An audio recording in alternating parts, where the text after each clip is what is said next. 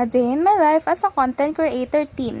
So, alas 7 ng umaga, nakita ko yung kapatid ko nagpipaint para daw sa performance task Grabe, niya. Halatang may pinagmanahan. Baka ako yan. Let's take a moment muna and appreciate my mother's decoration for Christmas. Uy, January na. Very proud of my mother talaga. Syempre, as a responsible and masipag na daughter, magtataob muna ako ng mga plato. Kitang tao siya, oh. Tapos pagkatapos ko magtaob ng mga plato, kita kong nagluluto yung mama ko ng adobo. Sino itong magandang batang to? May pinagmanahan. Syempre, para sumarap ang adobo, lalagyan ng pineapple yan. Habang pinapakulo ang adobo, kinuha ko muna yung graham na natira ng 2024. 2024? Syempre, di yan mapapanis kasi gawa ng mama ko yan. Hala! So, nahulog nga yung tinidor, pinulot ko at ginamit ko ulit.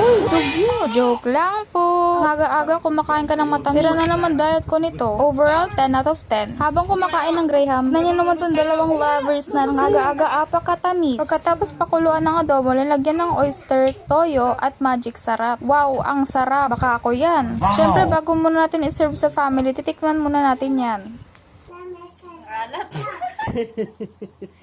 Syempre, joke lang yun. Masarap talaga siya. Luto ng mama ko yan eh. Syempre, para makita nyo kung gaano kasarap ako. Ay, mali. Sa sobrang bilis kumain, nahuhulog na yung mga kanin. Hindi nakaka-demure yan. Overall, 1 million out of 10.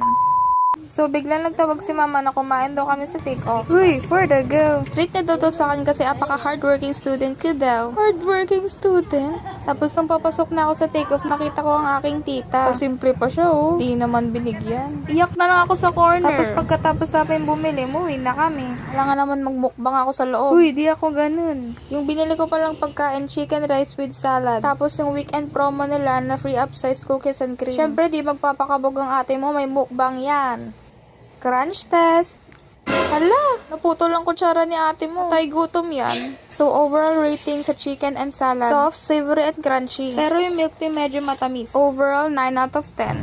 So, pagkatapos ko nga pala kumain, hinatid na namin yung kumare ni mama sa tabok. Tapos pag uwi ko, may naglalambing sa akin na apaka-cute na black cat. Black cat? So, para mausog yung mga kinain natin, kumuha ko ng pineapple juice. Pampatamis daw to ng... Uy! Siyempre, shake ko muna para malasahan yung pineapple at ininom ko. Approve. Matamis na si Kim Farahu. Pagkatapos ko mag-night routine, matutulog na ako with Black Cat. Good night. A few moments later.